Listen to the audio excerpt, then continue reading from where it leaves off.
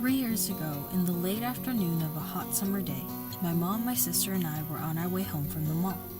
We were singing along to the radio, enjoying the time we had left before summer vacation came to an end, when suddenly, my mom stopped, pulled over, and got out of the car. "What's going on?" My sister looked at me and shrugged. "Don't ask me. How am I supposed to know?" she said as she turned back around.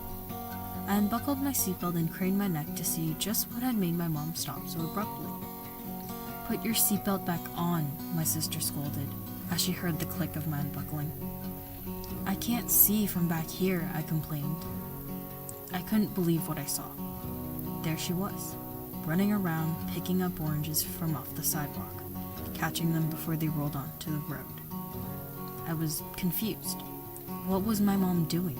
And where did all these oranges come from? That's when I saw an elderly man in a wheelchair, not far from my mom, and realized that he must have dropped the oranges.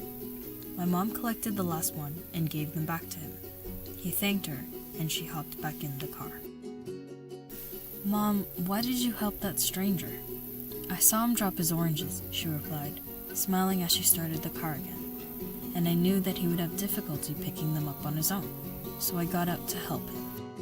I nodded slowly, thinking about what had just happened, and of how my mom went out of her way to help a stranger.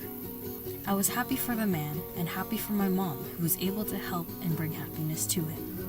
At that moment, I told myself that I wanted to help someone in the way that my mom did. Little did I know that flash forward 3 years, my chance had come. It was another late afternoon on a hot summer day, and my mom, sister, and I were on our way home from visiting a lavender farm. Our car smelled heavily of lavender from all the little soaps and creams we wanted to share with our friends. Out of nowhere, a little dog had run out of the bushes and headed towards the park.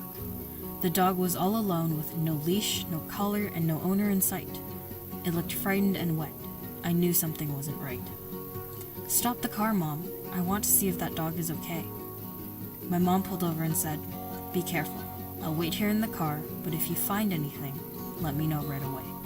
The dog was wandering about the edge of the park, so I followed along as discreetly as possible and asked people nearby if the dog belonged to them. No luck. The owner was nowhere to be found. They all thought the dog belonged to me since I was following it around. I picked her up to make sure she didn't run off and went back to the car.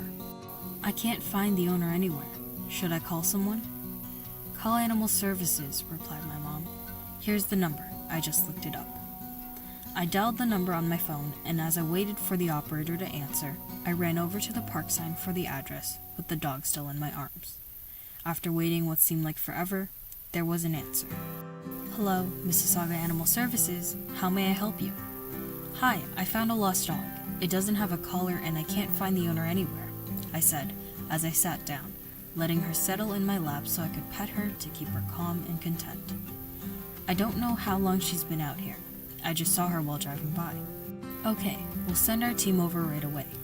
In the meantime, can you stay with her?" "Of course. I'll watch her until they get here." I hung up and smiled at the little dog. "Don't worry, you'll be safe very soon." She smiled right back as I continued to pet her. I looked back up to see my mom walking towards me. She bent down to pet the dog happily resting in my lap and asked, "What did they say?" "They're on their way. She'll be okay. I just have to stay with her until they get here." Just then, a married couple came rushing up to us with a leash and collar in hand. "This must be your dog," I said, as I handed her over to the lady. "Oh, our baby, you found her," she exclaimed, hugging the little dog tightly to her chest. "We were worried sick. She was being groomed and the groomer left the gate open," explained the husband, as he put the collar and leash back on their dog. He turned around to get a towel, looked back, and she was gone. "We've looked everywhere. Where did you find her?" "I saw her right by that fence all alone, so I picked her up and called Animal Services." "Thank you so much," said the wife. "I don't know what would have happened if you didn't see her." "I'm glad I could help," I replied. "I'll call them back to let them know that they don't have to come anymore." "Thanks again.